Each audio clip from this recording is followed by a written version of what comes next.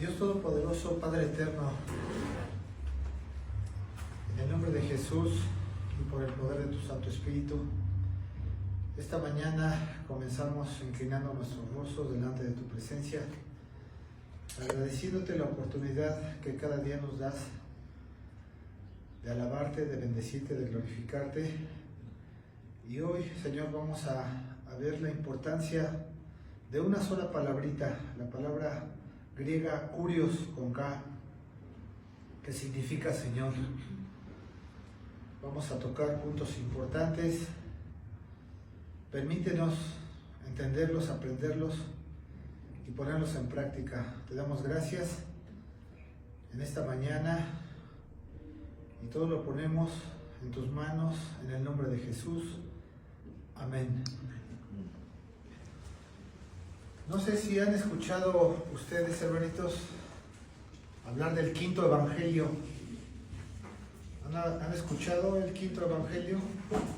Hay un libro que se llama así, el quinto evangelio, pero no voy a hablar de eso. Y hace unos años, hace como unos 15 años, 12 años, estuvo muy en boga el evangelio de Judas, ¿se acuerdan?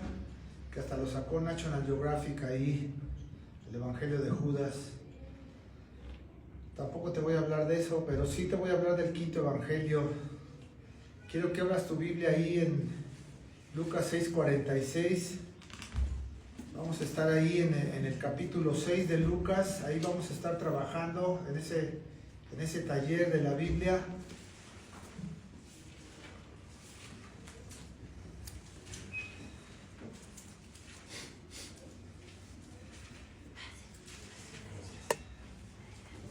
Lucas 6:46. Dice ahí, ¿están conmigo ahí? ¿Sí? Vamos a comenzar. Dice: ¿por qué me llamáis Señor, Señor, y no hacéis lo que yo os digo? Nada más hasta ahí, esa sola cita, solita esa cita. Yo titulé ahí a mi prédica Cristo nuestro Señor. Para los que les gusta anotar, pónganle ahí fecha para que la repasen ahí en la semana.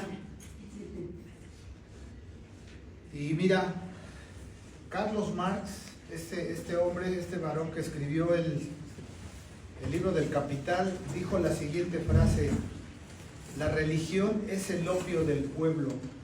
Fue una de sus frases que él dijo, y hace referencia al Evangelio de Cristo, a la palabra de Dios, siendo este hombre judío, de descendencia judía, como menospreciando la palabra de Dios. Y mira, esto que dijo Carlos Marx no es nuevo. Anota ahí en Oseas 8:12. Mira, el libro de Oseas fue escrito ahí entre el 710 y el 750 antes de Cristo. Pero ya había personas que rechazaban la palabra de Dios, que rechazaban el Evangelio. Dice ahí: les escribí las grandezas de mi ley y fueron tendidas por cosa extraña. Fíjate nada más, les extendí las grandezas de mi ley. Fueron tendidas por cosa extraña. ¿Cuántas personas no dicen Jesús para acá, Jesús para allá, mi Señor, mi Santo Señor Jesucristo? Pero están lejos de que Jesucristo sea su Señor. Y de eso te voy a hablar, de ese quinto evangelio. Mira, el quinto evangelio es algo muy fuerte y te voy a dar una pequeña introducción. Y comienzo diciéndote que por un lado, muchos pastores mutilan la palabra de Dios, y por otro lado, los que la escuchan dicen: yo escojo lo que quiero y obedezco lo que quiero. Y a eso se le llama el quinto evangelio. Un evangelio a la carta. El hecho de que Jesús se le llame Señor no despierta en nosotros ningún tipo de reconocimiento en cuanto al verdadero significado de la palabra, porque no la entendemos a profundidad. Lo mismo sucede en el idioma inglés. Se usan las palabras Mr. y Lord. La primera, que es Mr., se usa para las personas muy respetables, y la segunda, que es Lord, se usa exclusivamente para la persona de Jesús. En inglés ustedes van a oír mucho esa palabra Lord. En griego, más adelante vamos a ver que es la palabra kurios. que es exclusiva, refiriéndose al Señor Jesucristo. En la actualidad, la palabra Señor no tiene gran significado ni en inglés ni en español. Nos dirigimos a Jesús en oraciones y en testimonios, pero no le damos a su título real el respeto y significado total de su vida, pasión y obra. Entonces, ¿qué está sucediendo? Esta palabra la hemos menospreciado, no la hemos tomado muy en cuenta y la decimos a diestra y a siniestra, pero deberíamos realmente tener a Jesús en nuestro corazón. Cuando nos dirigimos a Él, dice muy frecuentemente, nos olvidamos de que Él es quien escribió nuestro nombre en el libro de la vida. A veces nos olvidamos de eso, esto es muy importante.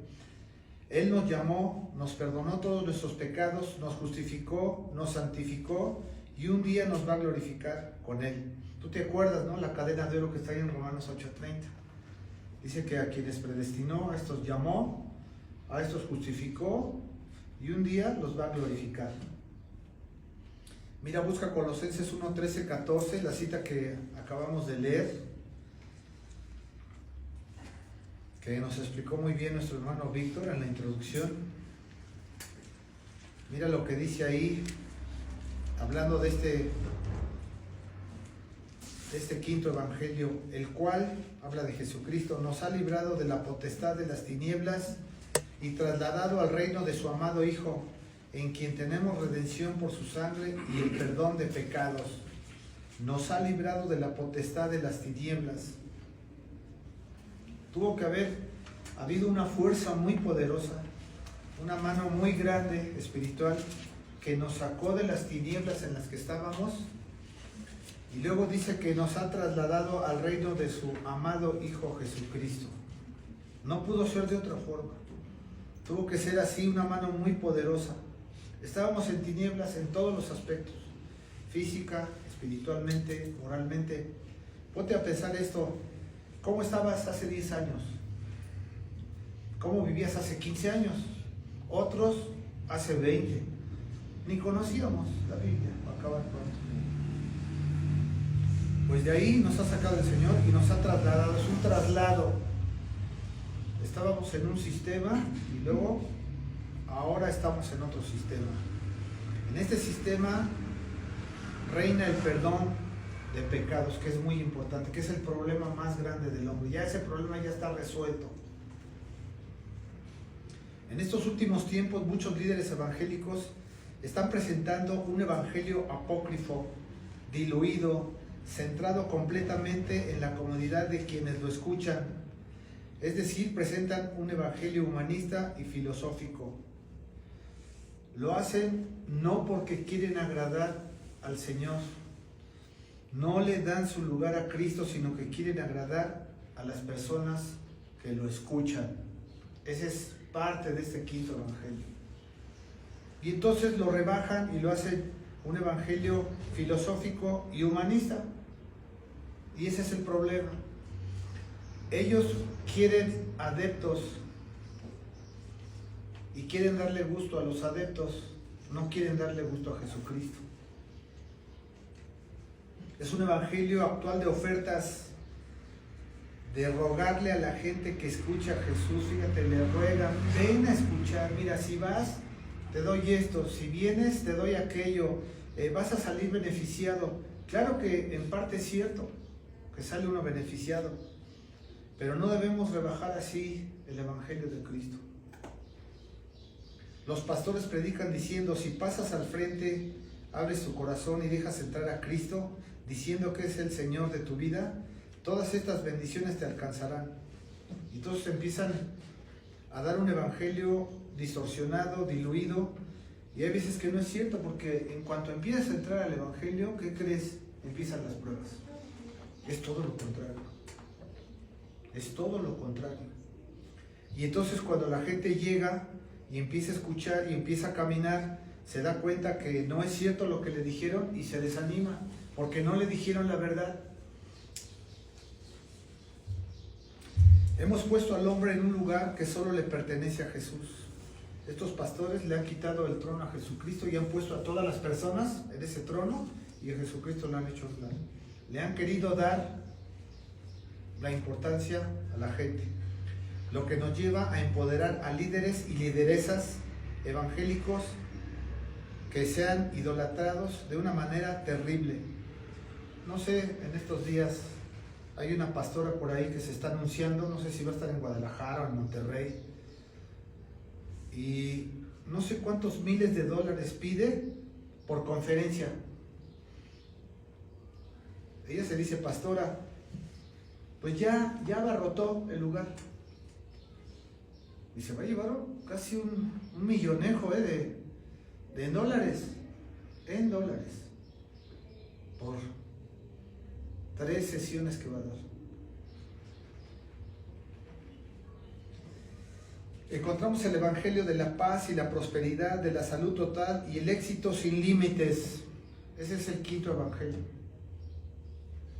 Escucha con atención lo siguiente: las prédicas, los estudios bíblicos, el mobiliario, los himnos y toda acción de la iglesia es para agradar a quienes van al culto. ¿Sí escuchaste lo que te dije? Entonces, le están poniendo los pastores más importancia al edificio, a cómo se ve por afuera, a los asientos, al piso, al equipo de audio, a los proyectores, a todo, toda la escenografía como si fuera un espectáculo, cuando lo principal, ¿sabes qué es? Es aquí el púlpito.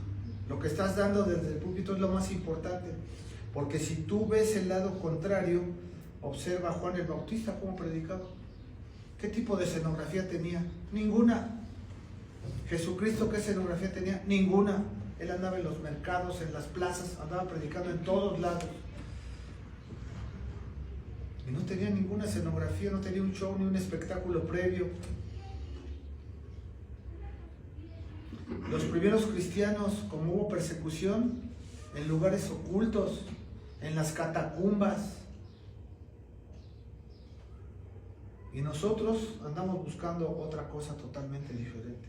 Hay pastores que hasta se dan el lujo y dicen, bueno, ¿qué quieren este año? ¿Qué desean? ¿Quieren hacer un viaje a Israel? Lo hacemos. A Tierra Santa. ¿Qué quieren? ¿El horario a las 10 de la mañana? Bueno, pues lo ponemos. ¿A las 11? A las 11. ¿A las 12? A las 12. Y entonces, ¿dónde está el Señor Jesús? Ese es el quinto evangelio. Mira, esto es un evangelio a la carta. Siempre se apela al interés humano y no al reino de Dios y su justicia. Cuando oramos hacemos lo mismo, oramos por toda petición y problema personal, pero no oramos por el mundo incrédulo, por las viudas, por los huérfanos, por el pobre, por el menesteroso, por el encarcelado, por nuestras autoridades civiles, por las guerras que hay, y más aún para que muchos cristianos se preparen en las iglesias, reciban sana doctrina y nos preparemos para la muerte, el encuentro con nuestro Señor Jesucristo y para el arrebatamiento. Y todo eso también lo estamos olvidando. Ustedes pidan para este momento, pidan para este mundo, pero no estamos viendo que el reino de Dios es muy grande, demasiado grande, y que hay mucho que pedir y que hay mucho que orar, porque todo lo hacemos centrado al hombre. Hemos rebajado la palabra de Dios a tal grado desde el púlpito que mucha gente piensa que Jesús es la lámpara maravillosa de Aladino y que puede cumplir de manera caprichosa todas nuestras demandas carnales. O sea, frótala, pide y pide y pide y vas a recibir. Y esto no debe ser así. Las iglesias tienen un gran problema con estas actitudes. Piensan como en la Edad Media. Creemos que la tierra y el hombre son el centro del universo y que el Dios Trino y todo lo que existe gira a nuestro alrededor y que todo es para nuestro provecho y que nosotros somos como dioses. Bueno, sí somos como dioses, somos creados a imagen y semejanza de Dios, pero no somos dioses. ¿Qué es el hombre o el hijo del hombre que lo has hecho poco menor que los ángeles? ¿No dice así la escritura? Poco menor, o sea, poquito menor. Qué difícil es cambiar esta forma de pensar. Es muy difícil porque quítales ese quinto evangelio a las personas. Quítaselos, ¿cómo? Tristemente aún nuestra motivación para cumplir la gran comisión se centra en el hombre. Hemos rebajado el evangelio que cuando le hablamos a una persona por primera vez, le damos una serie de concesiones para que se acerque. Mira, yo te llevo, si vas, te apoyo en esto. Si haces tu estudio bíblico o lo repasas, mira, yo voy a seguir haciendo esto y esto y esto y esto y esto. Imagínate a Jesucristo ahí con el chaparrito que le habló, que estaba ahí en el árbol sicómoro. ¿Quién? Zaqueo, que hasta corrió para que pudiera verlo el Señor. ¿Sí te acuerdas de ese pasaje? Que le hubiera dicho, que lo volteara a ver y que le dijera, oye Zaqueo, ¿tienes tiempo? No, no tengo tiempo, Señor. O que le hubiera contestado él, pues déjame ver si mi esposa nos puede atender, ¿no? Y el Señor no dijo eso, sino que le dijo, hoy, esta noche, prepárate porque voy a ir a tu casa. No le dijo si puedes, cómo andas de tiempo, cómo te sientes hoy, tampoco le dijo eso. Le dio una orden y eso se iba a hacer. Y ahora hay pastores que no tienen autoridad. Hay pastores que a veces hasta su esposa los manda. Esto se hace, esto no se hace, esto sí, esto no. Y hay ahí un matriarcado pastoral, pero de clase mundial, ¿eh? Ciertamente nuestra motivación mayor no son las almas que se pierden, que sí son importantes, sino que lo importante es que obedezcamos a Jesús y la gran comisión. Eso es lo importante. Predicamos porque esa es la orden de Cristo. Sí amamos a las almas, pero es más importante amar a Dios sobre todas las cosas. Eso es lo más importante. Se está predicando un evangelio a medias en donde los ministerios excluyen los versículos que confrontan a las personas con sus pecados. Mira, vamos a hacer una conferencia suavecita. Vamos a hablar puras citas bonitas, y mira, se nos va a llenar la iglesia. Se nos va a llenar. No vamos a decirles nada, que estén cómodos de todo a todo, es más que no se quieran ir. ¿Por qué? Porque no quieren que la Biblia los confronte. Y entonces escogen las citas y las manipulan de tal manera para no dar el evangelio verdadero, y entonces a eso se le llama el quinto evangelio. Un evangelio suavecito. Hablamos aquí de un evangelio light, como se los dije, pero nadie, escucha esto, nadie está autorizado a presentar un evangelio incompleto y mutilado. Nadie. Y sin embargo es lo que se está haciendo, y se está haciendo, y se está haciendo. Busca esta cita, Antiguo Testamento, Deuteronomio 22, 19. Es quinto libro de Moisés.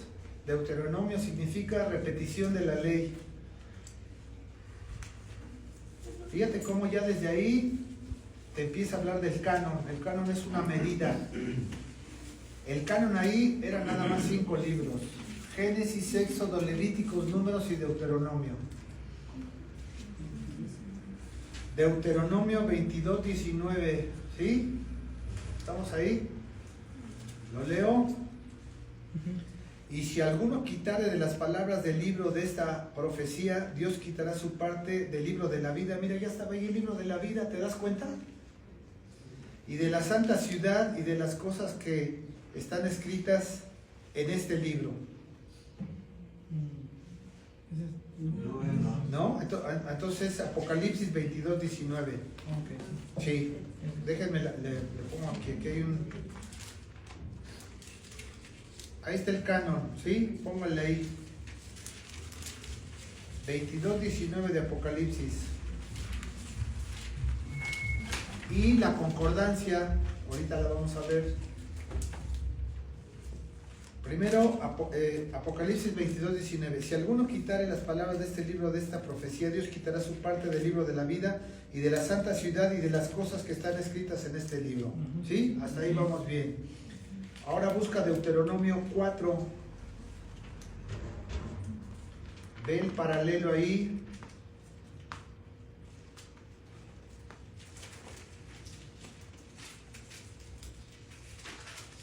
En el 4.2, ¿sí? Anótalo ahí, Deuteronomio 4.2. No añadiréis a la palabra que yo os mando, ni disminuiréis de ella, para que guardéis los mandamientos de Jehová vuestro Dios, que yo os ordeno, ¿sí? Entonces, hasta ahí, ve cómo desde Deuteronomio y luego hasta Apocalipsis, cómo te enmarca ahí el canon. El canon significa caña medida. Entonces, nadie está autorizado a presentar un evangelio incompleto y mutilado. Tiene que ser directo, tiene que ser puntual, tiene que ser exacto. Dice, entonces, ¿dónde queda el auténtico Señor Jesús en todo esto?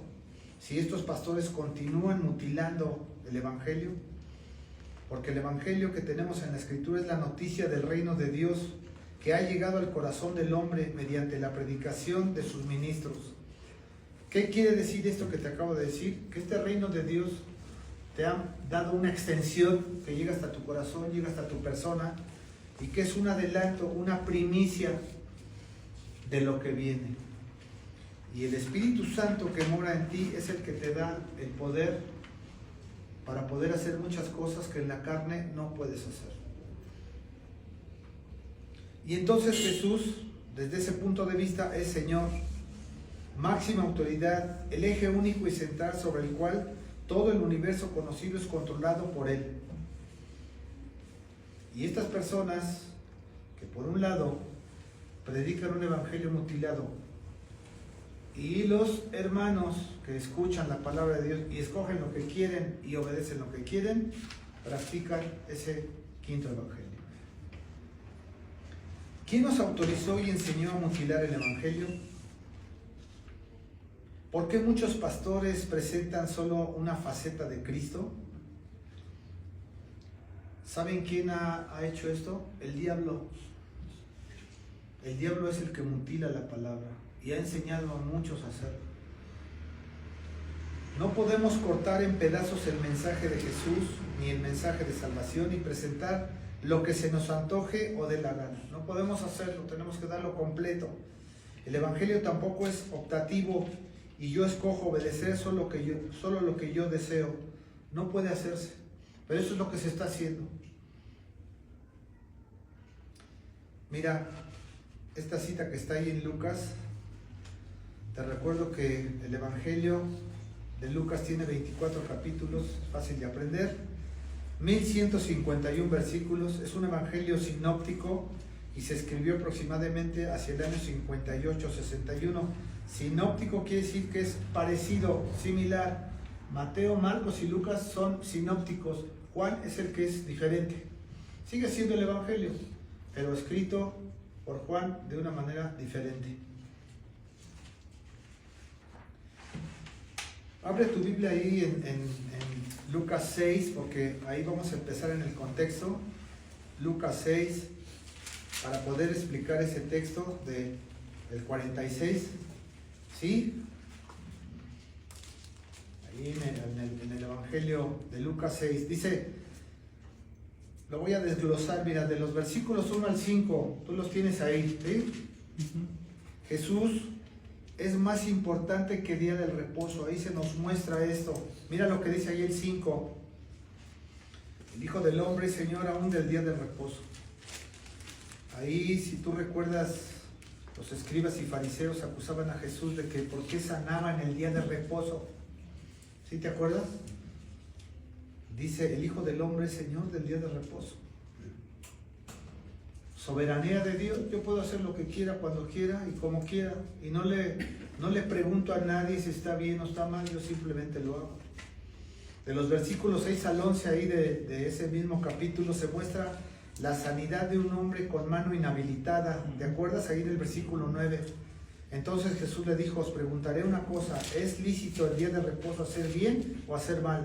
¿Salvar la vida o quitarla? Ahí les hace la pregunta el Señor. Pero vean cómo ellos tenían otras ideas aquí en la mente. Y Jesús les quita ese velo. Del versículo 12 al 19 se habla de la elección de los 12 apóstoles.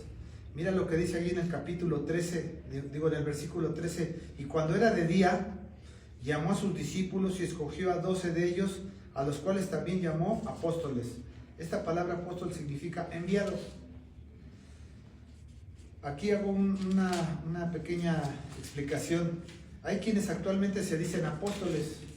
Sí son apóstoles desde el punto de vista que predican la palabra, como viene en la Escritura, pero no como apóstoles como los 12 que escogió Jesucristo, que tenían credenciales apostólicas de ese tipo, que podían sanar toda enfermedad, toda dolencia y podían expulsar demonios.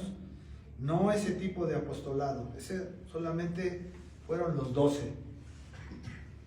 De los versículos 20 al 26 se habla de las bendiciones.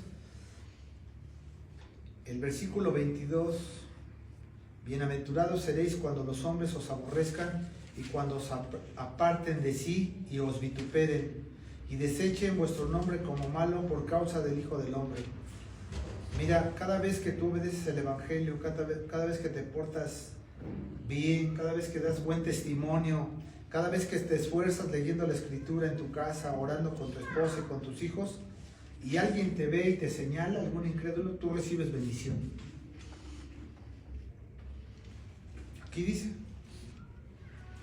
esto de vituperen quiere decir burlas, malas palabras, porque así nos dice. ¿Y cuántos motes no tenemos nosotros como creyentes? De los versículos 27 al 36 se habla del verdadero amor. El versículo 35: amad pues a vuestros enemigos y haced bien y prestad, no esperando de ello nada, y será vuestro galardón grande y seréis hijos del Altísimo, porque Él es benigno para con los ingratos y malos. Mira qué enseñanza aquí. Más adelante vamos a ver que esto de orar por los enemigos es un deber de un verdadero discípulo de Jesucristo. De los versículos 37 al 45 se habla de no juzgar a los demás. Ya como muchos hermanos son buenos para juzgar. Ahora que le pasó a este pastor su caída de adulterio, Steve Lawson, ¿verdad? Steve Lawson. Bueno, ahí el internet lo está haciendo pedazos. Y todos en realidad deberíamos estar temblando porque todos podemos caer en cualquier momento. Todos deberíamos estar orando hasta por nosotros mismos. Señor, no me dejes caer en tentación y líbrame del mal, porque yo también soy carne. ¿Qué nos diferencia de Él? Es más, Él siendo un hombre tan prominente, tan entendido, que Dios lo iluminó, porque es un hombre iluminado, tiene hasta libros, es un gran predicador, porque no se le ha quitado lo de ser buen predicador, él todavía tiene ese don ahí, y sin embargo cayó. Ahora imagínate tú y yo, ¿no podremos caer? El diablo que estaba ahí cerquita del Señor, que estaba dedicado a la alabanza, a cuidar el trono del Señor, no cayó.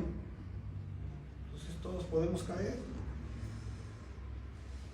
Dice ahí el 41, versículo 41, sobre el juzgar.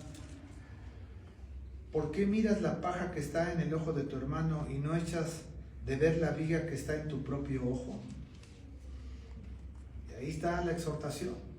Y ahí en ese contexto está el versículo de Lucas 6:46 que dice: ¿por qué me llamáis Señor, Señor, y no hacéis lo que yo os digo? Y ahora sí te explico el pasaje. Ya después que vimos el contexto, te explico el pasaje. Mira, la palabra original en griego para Señor es kurios, como te lo puse ahí, los que están anotando ahí. Y significa dirigirse a una autoridad máxima, a un presidente, a un gobernador, como en el caso del César romano en los tiempos de Cristo. Hacía referencia a una persona que estaba en completa eminencia. De hecho, los esclavos se dirigían a sus amos con esta palabra, pero escrita con minúscula, con una K minúscula. Pero cuando se referían a Cristo era con K mayúscula. Él es el Señor de todas las cosas. Los cristianos de antaño habían reconocido a Jesucristo porque para ellos era extraordinario saber que sus pecados habían sido perdonados. Era inconcebible en ese tiempo estar totalmente limpio delante de Dios. Pero ellos lo entendieron, los primeros cristianos sabían que, me perdonaron todos mis pecados, todos. Nosotros ahora sabemos, porque tenemos la Biblia completa, que nuestros pecados del pasado, del presente y del futuro en Cristo están perdonados. Y esto es una gran noticia. Por supuesto que Cristo pesa más que cualquier autoridad en el mundo, ya que Él es el Rey y Creador del universo. Esto lo sabemos. Todos los cristianos hemos entregado nuestra vida completa a Jesús. Cuando nos convertimos, Señor Jesús, esta es nuestra vida, esta es nuestra alma, te pertenecemos. Acompáñame a Apocalipsis 5, 11, 13. Apocalipsis 5, 11, 13. Te doy ahí un tiempecito para que lo busques. Es importante esta cita por lo que estamos viendo. En un tiempo determinado, en un momento determinado, todo lo creado se va a hincar y va a reconocer a Jesucristo como Dios, como Señor y como Padre. Todo. Y aquí lo dice, Apocalipsis 5, 11, 13. ¿Ahí estás? Sí. Y miré y oí la voz de muchos ángeles. Mira, ahí hay un primer grupo, muchos ángeles. ¿Cómo se componen? Principados, potestades, gobernadores y huestes, ¿sí? Alrededor del trono. Y de los seres vivientes, ¿te acuerdas? Uno tiene cara como de bovino, otro cara de humano, otro cara de águila, y otro tiene, me parece que, cara de hombre. Son 4 rostros que tienen ahí. Y de los ancianos hay 12 de un lado y 12 de otro. No se sabe quiénes son esos ancianos, pero son 12 ancianos. ¿Y su número era de qué? De millones de millones. O sea, un grupo que está en la élite espiritual. ¿Qué decían? Decían a gran voz, no así en lo oculto, no. A gran voz lo gritaban. El cordero que fue inmolado, o sea que fue muerto por nuestros pecados, es digno de tomar el poder, las riquezas, la sabiduría, la fortaleza, la honra, la gloria y la alabanza. Cuando dice aquí inmolado, son las palabras que nos dijo ahorita Víctor. Él pagó nuestro rescate por nuestros pecados, es lo que quiere decir. Él pagó y por eso es digno de tomar el poder, las riquezas, la sabiduría, la fortaleza, la honra, la gloria y la alabanza. Y todo lo creado, o sea, se cierra ese grupo y después dice, y todo lo demás que fue creado, que está en el cielo y sobre la tierra, todos los demonios también, todos los seres humanos también, y debajo de la tierra también, y en el mar, o sea, todos los seres del mar, y todas las cosas que en ellos hay, o sea, hasta las partículas más pequeñas. Oí decir, fíjate, el que está sentado en el trono, otra vez refiriéndose a Jesucristo y al Cordero, sea la alabanza, la honra, la gloria, el poder. ¿Por qué? Por los siglos de los siglos. Esto es impactante. Que un día veamos ahí a Hitler, que un día veamos ahí a todos los Césares hincados adorando a Jesucristo. A los demonios adorando a Jesucristo. A los ángeles adorando a Jesucristo, a los 4 seres vivientes, a los 24 ancianos, a todos los ángeles principados y toda la iglesia dándole honra y gloria a Jesucristo. Cuando nosotros venimos a la iglesia, siempre debemos de tener presente esto, que venimos a adorar a Cristo, que tenemos el privilegio de unirnos a este grupo y ya desde aquí, anticipadamente, estamos alabando y bendiciendo a Jesucristo, porque esta es la voluntad del Padre. Esto que está aquí es la voluntad del Padre, que Cristo sea número 1 en el cielo, en la tierra y en nuestro corazón. Si decimos a Cristo Señor de todas las cosas y que nuestra vida le pertenece, entonces Él es el primero. Él es Señor, es la máxima autoridad de nuestra vida, de nuestra iglesia, de nuestro trabajo, de todo lo que hacemos. Y luego lanzo yo una pregunta, ¿pero en verdad lo es? ¿O el quinto evangelio?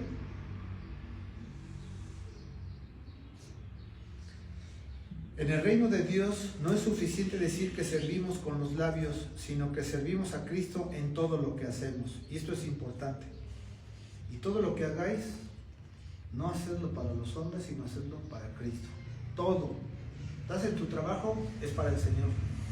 Estás en la calle, es para el Señor. Estás, no sé, con algún familiar, es para el Señor. Todo hazlo bien porque es para el Señor. Y entonces las cosas van a cambiar. Muchas cosas no nos salen como debemos o como queremos porque las hacemos para nosotros, las hacemos para el hombre. Pero no debe ser así, debemos hacerlas para Dios. La fe sobrenatural que da el Espíritu de Dios nos lleva a la obediencia y a dar frutos. Fíjate, ya te lo había mencionado al principio. Mira el versículo 44 y 45 de ese mismo capítulo 6. Dice, porque cada árbol se conoce por su fruto, pues no se cosechan higos de los espinos, ni de las zarzas se vendimian uvas. El hombre bueno del buen tesoro de su corazón saca lo bueno, y el hombre malo del mal tesoro de su corazón saca lo malo, porque de la abundancia del corazón habla la boca. Aquí está hablando de los frutos de nuestros labios. Yo les había dicho que hay por ahí un padrecito que es el padre Pistolas, que si lo han visto, ese predica, pero con sapos, ranas pero predica. Malamente lo hace, porque debe haber un respeto desde el púlpito. Sin embargo, este hombre, debo reconocer que dice la verdad, dice muchas cosas de verdad, verdades del Evangelio y verdades de lo que hace la gente.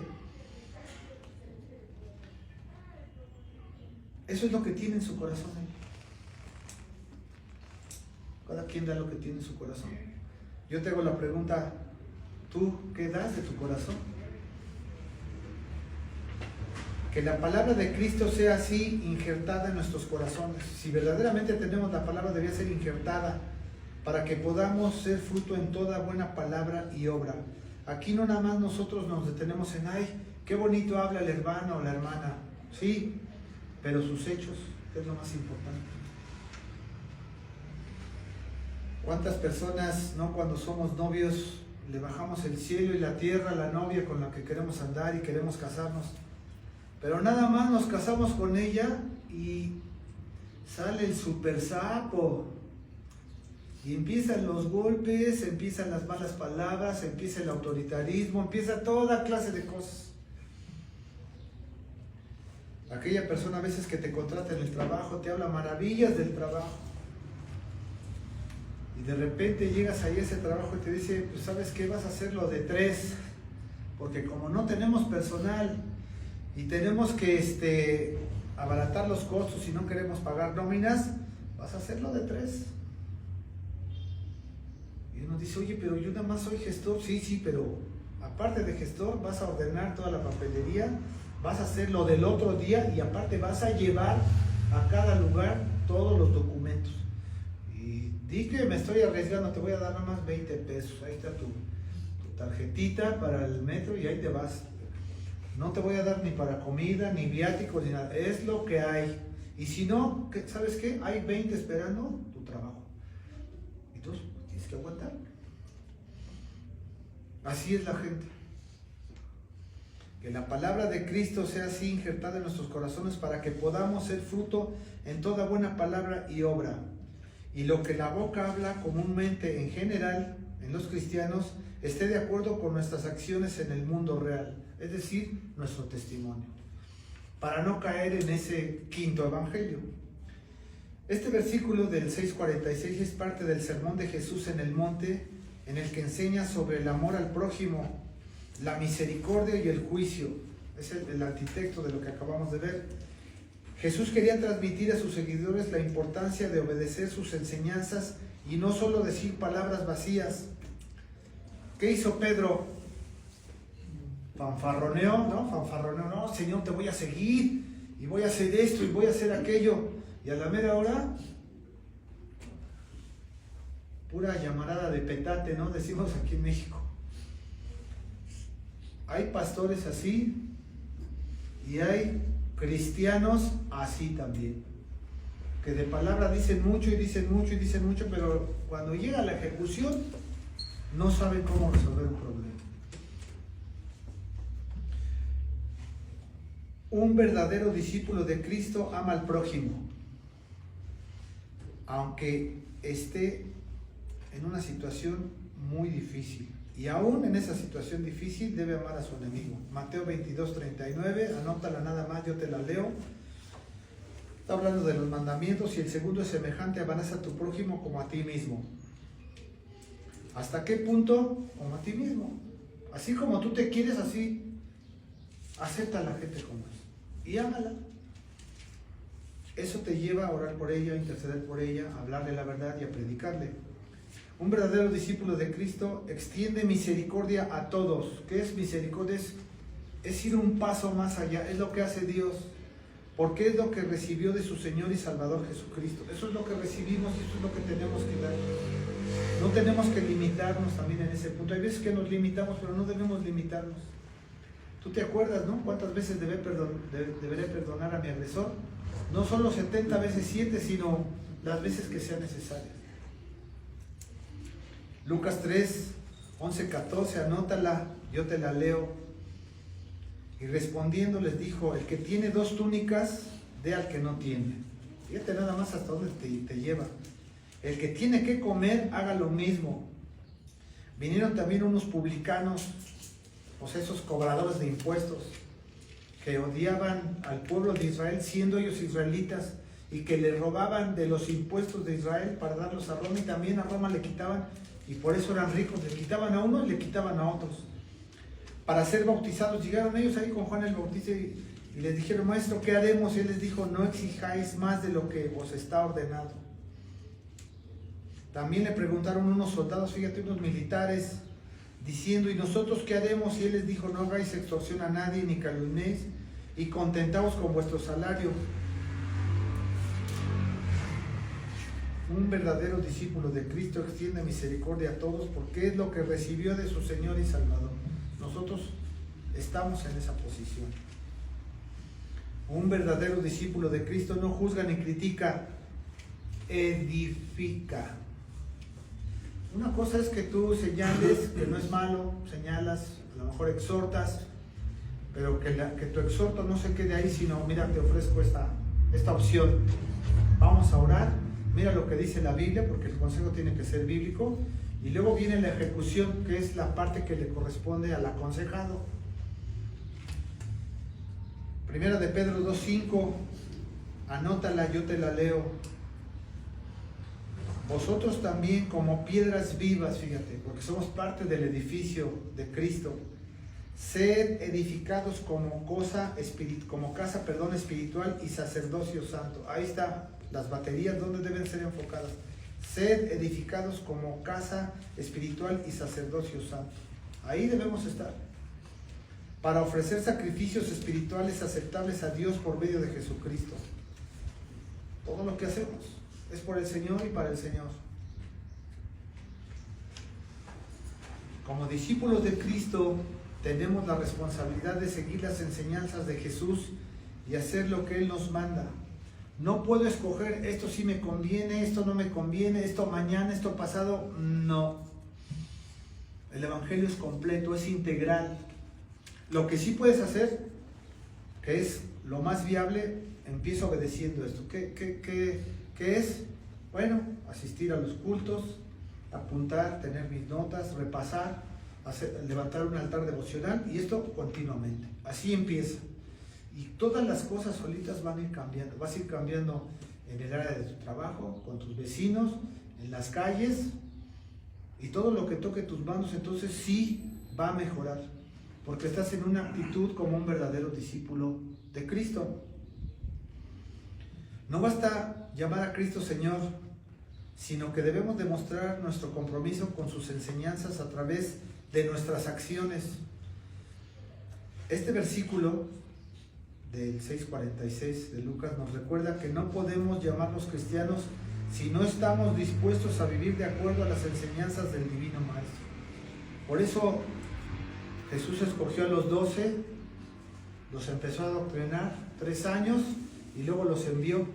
Luego les dio su espíritu, y solo a través del poder del espíritu fue que lograron salir. Sin el espíritu nada podemos hacer. Hay gente que quiere ser discípulo de Cristo, pero sin el Espíritu Santo lo quiere hacer a un lado, no puedes hacerlo. Tienes que tener el Espíritu correcto. Pero mira, te voy a dar unos ejemplos contrarios para resaltar lo que no se debe de hacer. Israel caminó en continua rebelión desde que salió de la tierra de Egipto. Escucha esto. Si tú ves ahí desde que salieron del Éxodo hasta Deuteronomio y entraron a la tierra prometida, puros problemas. Escuchemos lo que Moisés dice en Deuteronomio 31, 27. Acompáñame a esta cita para que la veas, porque ahí te muestra cómo es nuestra naturaleza. Que queremos ese quinto evangelio, lo amamos. Y Moisés lo regaña al pueblo. Deuteronomio 31, 27, Génesis, Éxodo, Levítico, Números, Deuteronomio, quinto libro. Fíjate cómo se dirige Moisés al pueblo de Israel ahí en el 31, 27. ¿Ya están ahí? Porque yo conozco tu rebelión, ¿sí? ¿Lo estás viendo?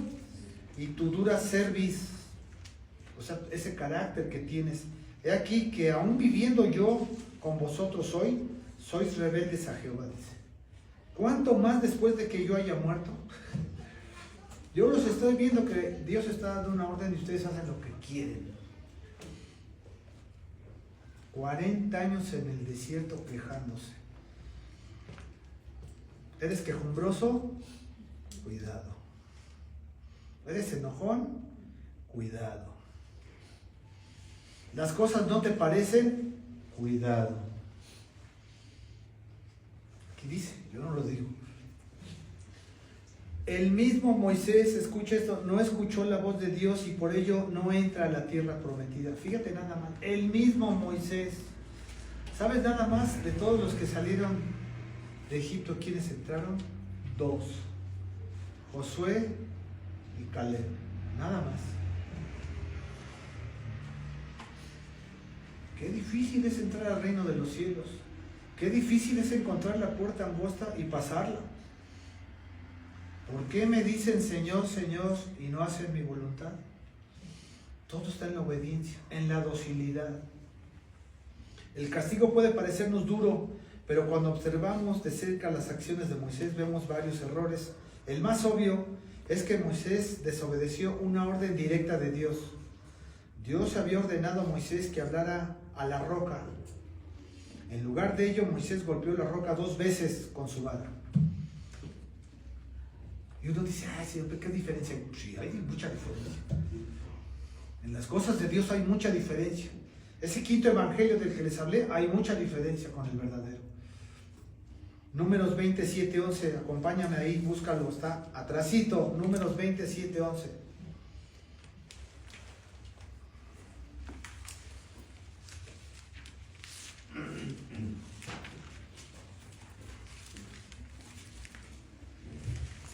Y habló Jehová a Moisés diciendo, toma la vara y reúne a la congregación tú y Aarón tu hermano y habla a la peña a vista de ellos. Fíjate, lo estás leyendo, y habla a la peña a vista de ellos. Y ella dará su agua y le sacarás agua de la peña y darás de beber a la congregación y a sus bestias. Entonces Moisés tomó la vara delante de Jehová como él le mandó y reunieron Moisés y Aarón y a la congregación delante de la peña. Y le dijo, oíd ahora rebeldes, ya estaba ahí enojado. Os hemos de hacer salir aguas de esta peña. Fíjate el tono de interrogación como lo dice ahí. Entonces alzó Moisés su mano y golpeó la peña con su vara 2 veces. ¿Sí? ¿Te das cuenta ahí? Y salieron muchas aguas y bebió la congregación y sus bestias. Mira cuántas veces no tenemos aquí los mandamientos.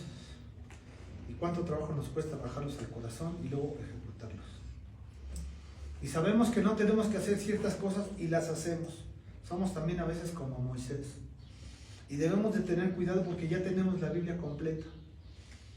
Está completa. Los 66 libros canónicos están ahí completos. No tenemos excusa.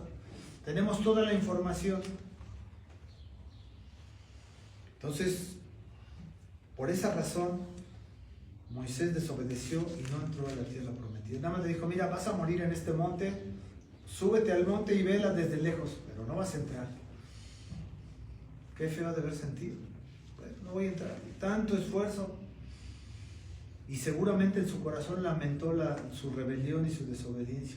Es más, hay un punto, no sé si lo has leído, no lo tengo aquí en mis notas, pero dice, Señor, mátame. Si he hallado gracia delante de ti, mátame. Moisés pidió la muerte de la carga tan pesada de llevar a todo Israel durante 40 años en el desierto. Y un momento le dice, no, ya no los aguanto. Señor, mátame. ¿Qué? ¿Yo concebí a este pueblo de mi vientre o qué? Le dice. Sacerdotes, reyes, gobernantes, príncipes, durante toda la historia de Israel fueron rebeldes a la instrucción divina. No es nada nuevo. Isaías 1:23, búscala, profetas mayores.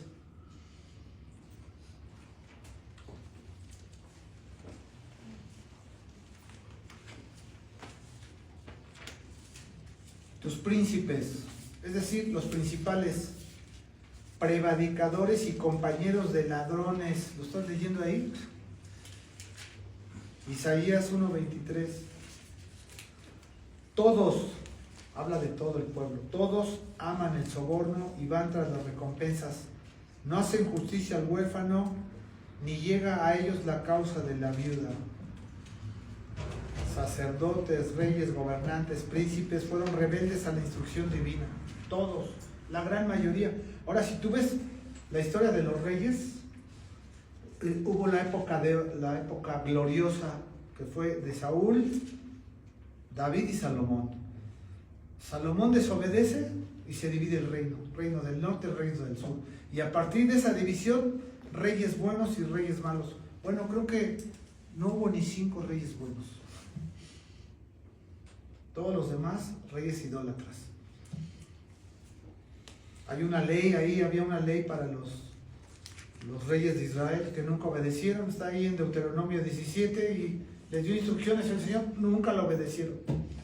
Una de ellas era que cada rey, escucha esto, debería ir a pedirle el original a los sacerdotes de toda la ley, Génesis, Éxodo, Levíticos, Números y Deuteronomio, y hacer una copia él mismo con su mano y tenerla ahí presente. Muchos no lo hicieron. Sería un buen ejercicio, ¿verdad? Que nosotros copiáramos un evangelio completo. El más chiquito, Marcos. El que quiera hacerlo, ahí se lo dejo de tarea. Tus príncipes, prevaricadores y compañeros de ladrones, todos aman el soborno y van tras las recompensas, no hacen justicia al huérfano, ni llega a ellos la causa de la viuda. Esto me suena a muchos servidores públicos actuales, no quiero decir nombres, pero prometes y prometes, dice la canción, y nada. Así hay una canción, ¿no? Por ahí de los 80s. Bueno, prometes y prometes y nada. Hubo incluso profetas que desafiaron a Dios. Ah, caray. ¿Sí? Hubo quienes dijeron, no te voy a obedecer. Mi nietecito, el que viene luego aquí, le está diciendo a su papá, le dice, mira, Santiago, esto y esto. Y él se pone en la puerta así y hace, no te voy a obedecer. Y entonces ya le saca la mano a su papá, sí te voy a obedecer. Y sale corriendo. Hubo profetas que desafiaron a Dios. Jonás 1:3, búscala.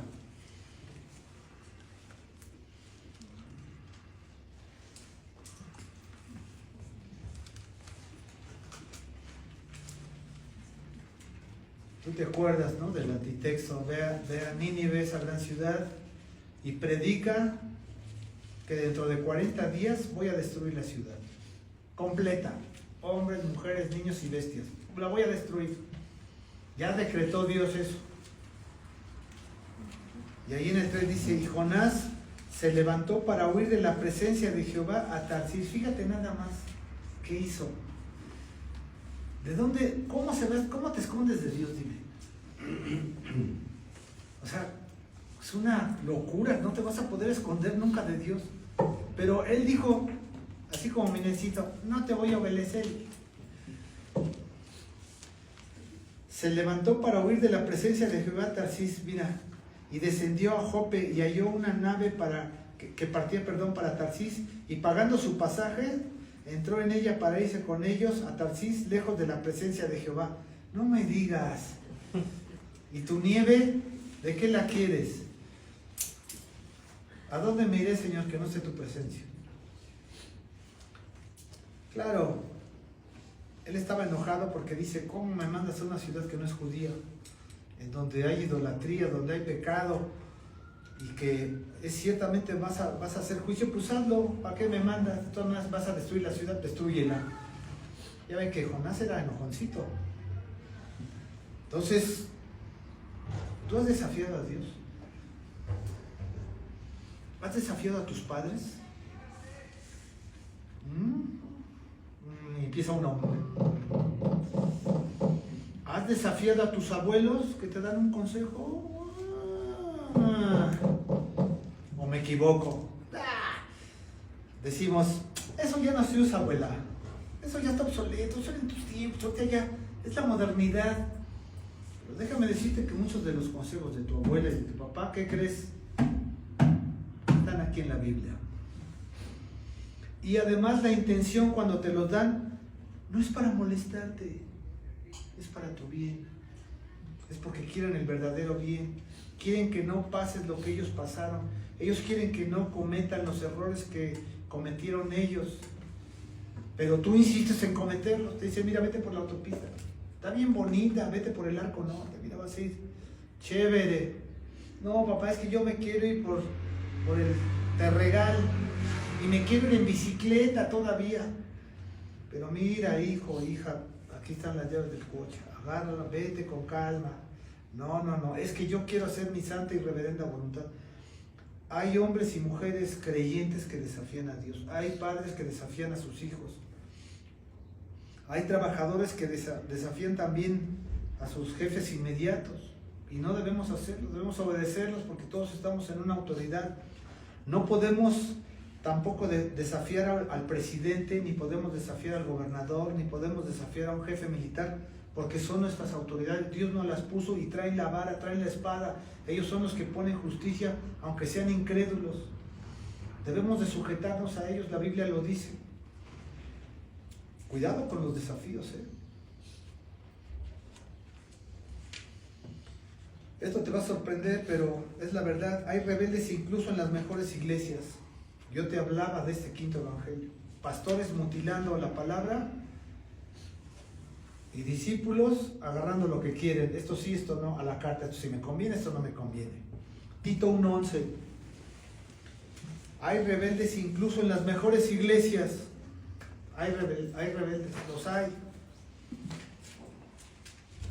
Tito 1:10, Nuevo Testamento, cartas paulinas. Porque hay aún muchos contumaces, peleoneros, habladores de vanidades y engañadores, fíjate, engañadores, mayormente los de la circuncisión. Había ahí en la iglesia gentes metidas que querían jalar parte del judaísmo al cristianismo y el Señor les decía, no, esto tuvo su tiempo, tuvo su época, tuvo su temporada, pero ahora no necesitas, para ir al cielo no necesitas hacerte la circuncisión, Tú nada más cree en Jesucristo. ¿Cuánta gente no le imputa al evangelio cosas que no dice? Y también cuánta gente no le quita cosas al evangelio que no le convienen. Se las quito porque no me convienen. Yo nada más quiero las citas bonitas. ¡Ay, Santo Señor Jesucristo! Ayúdame porque voy a ir al juzgado y voy a ver qué me dice el juez. Y en todo el año no van a la iglesia, en toda su vida no han agarrado la Biblia. ¿Cuál Señor Jesucristo? ¿De dónde lo sacan? Vienen una vez a la iglesia, 2, 10 veces de los 50 domingos. ¡Ay, ya es cristiano el hermano, ya es cristiano! No es cierto, no es cristiano. Son pocos, son contados los verdaderos cristianos. ¿Por qué me dicen Señor, Señor y no hacen lo que yo les digo? Y hay gente que mira, no te dice nada, pero tú la ves y la observas y dices, ah, caray, este hermano me da el derecho y el revés del evangelio con su actitud. Calladito sin decir nada. Actualmente muchos cristianos siguen un quinto evangelio, un evangelio a su conveniencia, que solo promete bendiciones y más bendiciones y más bendiciones, y ningún compromiso con Cristo. Nada más quieren recibir. Y ya preocuparse del reino, no, pues eso está más difícil, mucho más alejado. Olvidamos los versículos que nos confrontan y los que nos llevan a obedecer lo que Cristo nos enseñó. Ese es el quinto evangelio, lo contrario a Lucas 6:46. Y digo lo contrario porque parece que obedecemos lo que dice ahí. Me dicen Señor, Señor, y no me obedecen. 4 consejos te doy de esta cita. 4 puntos a aplicar. Una predicación sin aplicación no sirve. Primera aplicación. Tú conoces las citas, pero te las voy a recordar. El verdadero evangelio debe de estar centrado solo en Jesús. Y conoces la cita de Juan 14:6. Jesús les dijo, yo soy el camino, yo soy la verdad y la vida, y nadie viene al Padre sino por mí. Si estas cosas son verdad, si Jesús es el camino, si Jesús es la verdad y es la vida, y ya vimos que todo el universo lo alaba, como dice Apocalipsis, entonces yo debo estar centrado en la obra y persona de Jesucristo. Él es mi Señor y ahí me debo de enfocar. ¿Con quién tengo que quedar bien? Con Cristo. Si tú quedas bien con Cristo, quedas bien con tu esposo, quedas bien con tus hijos, con la sociedad y con el gobierno. Y se acabó. No le des gusto al hombre, dale gusto a Dios. Número 2. ¿Qué tanto obedecemos las Escrituras? ¿Seguimos los pasos del Maestro? Debemos seguir los pasos del Maestro. No te estanques, no te atores, continúa. Continúa, despacio, pero continúa en el Evangelio. Hebreos 5, 8, 9 habla aquí de la obediencia. Dice, aunque era hijo, hablando de Jesucristo, por lo que padeció, aprendió la obediencia. ¿Y qué padeció? Siendo Dios, se humilló y se hizo hombre. Habitó entre nosotros. Vivió en la carne. Vivió una vida honesta y digna en obediencia. Porque hasta de niño conocía las Escrituras y sorprendió a los maestros de la ley ahí en el templo. ¿Se acuerdan que se perdió 3 días? Y su mamá fue y lo buscó y dice, ¿dónde andas? Dice, estoy atendiendo las cosas de mi padre, dice. Desde chiquito. Y esa vida santa de Cristo lo llevó a la predicación, lo llevó al martirio, a su muerte, por nosotros. Sufrió. Por eso dice, y aunque era hijo, por lo que padeció toda esta vida, aprendió la obediencia. Y habiendo sido perfeccionado, vino a ser autor de eterna salvación para que todos los que le obedezcan. Nosotros debemos seguir en la obediencia. ¿Qué tanto obedecemos? Ahí está el enigma que todos tenemos.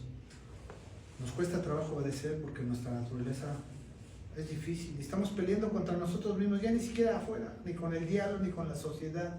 Nosotros mismos, levantarse temprano, ir a trabajar, aguantar a los jefes, ver las mismas cosas, ver a los mismos clientes a veces, se hace monótona la vida y salimos y vemos cosas que no nos agradan.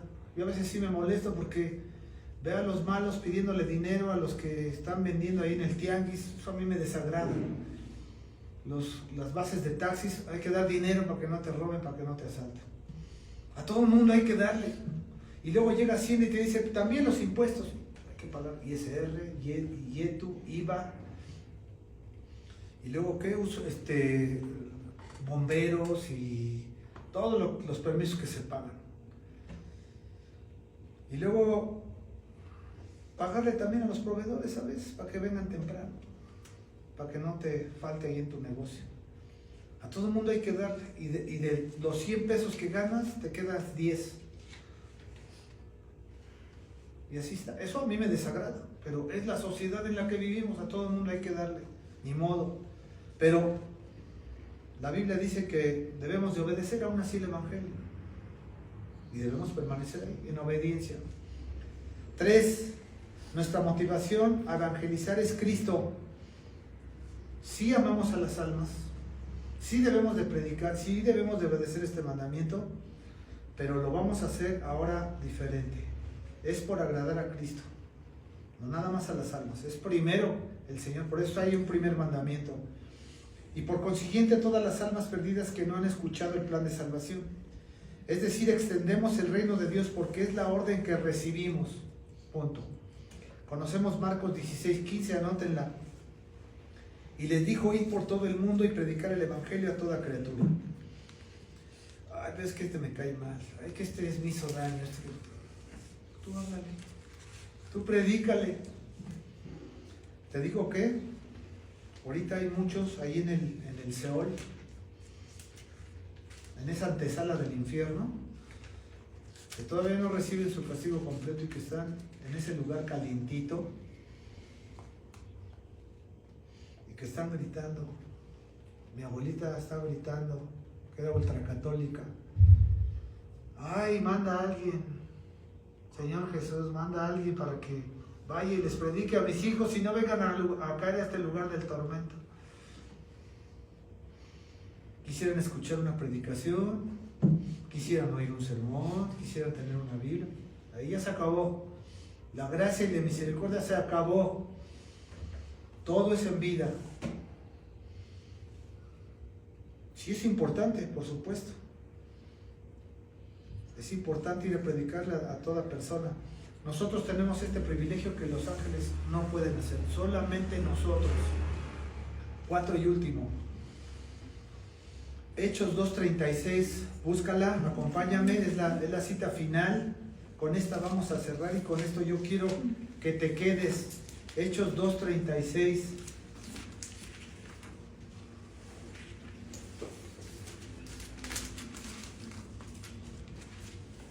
Mira lo que está diciendo Pedro ahí. Le está hablando al pueblo de Israel.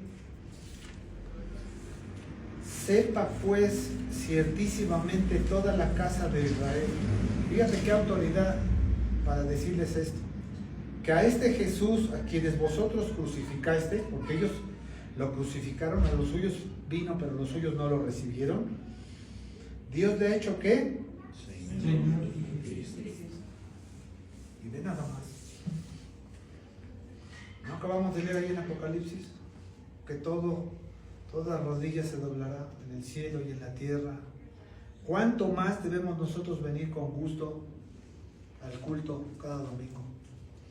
Porque venimos a eso, a darle honra y gloria a Jesucristo, porque esta es la voluntad del Padre.